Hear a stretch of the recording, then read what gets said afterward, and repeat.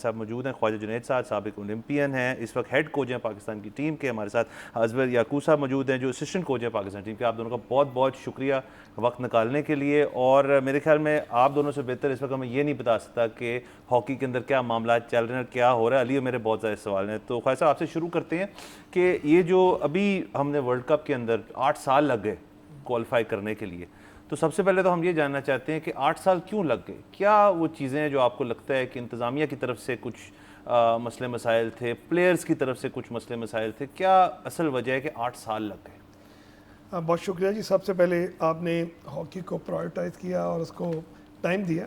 جب میں یہ سمجھتا ہوں کہ جی اگر آپ کسی بھی چیز کو پروسیجر کے تھرو نہ لے کے چلیں اور ڈیولپمنٹ پروگرام کے ذریعے اس کو نہ ڈیولپ کریں تو اس میں ہمیشہ شارٹ ٹرم پلان رہتے ہیں, اور شارٹ ٹرم میں آپ کبھی بھی سکسیس کے قریب نہیں جاتے. آپ کو شاید ایک آدھا میچ مل جائے لیکن چیمپئن شپ نہیں ملتی ہیں. تو یہ ایک میں سمجھتا ہوں وجہ رہی ہے کہ ہم نے فورسفلی جیتنے کی کوشش کی ہے, ہم نے اس کو پروسیجرل جو ایک فالو اپ اس پہ نہیں گئے ہیں. تو یہ ایک ریزن ہے. اور پاکستان ہاکی میں سمجھتا ہوں ایسی نہیں ہے کہ ورلڈ کپ میں کوالیفائی نہ کر سکے. پاکستان ہاکی میں بہت جان ہے. وہ کہتے ہیں نا, شاعر نے کسی نے کہا کہ ہماری پرواز میں فرق آیا لیکن ہم پرواز بھولے نہیں ہیں.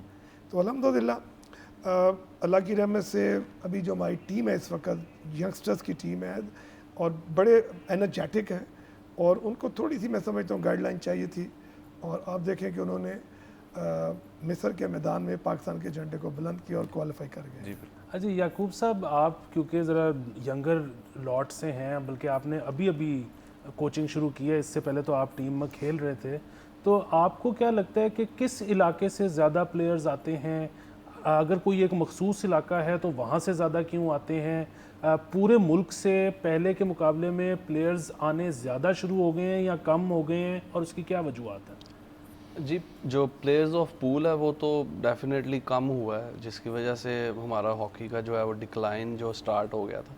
اب آپ کوئی ایک اسپیسیفک سٹی نہیں آپ کہہ سکتے, کیونکہ اب جو تمام پنجاب کا جو ایک سینٹر ہے نا وہ لاہور ہے. لاہور میں مختلف اکیڈمیز ہیں جو اپنے جو مختلف دیہات کے بچوں کو اڈاپٹ کرتی ہیں اور ان کی پرورش کرتی ہیں, ان کے اسکولز, ان کے کالجز, سارا کچھ ان کا جو ہے وہ خود کرتی ہیں. تو آپ اسی لیے جو ہے یہ ہاکی جو ہے ایک غریب گھرانے جو ہے وہ کھیلتے ہیں.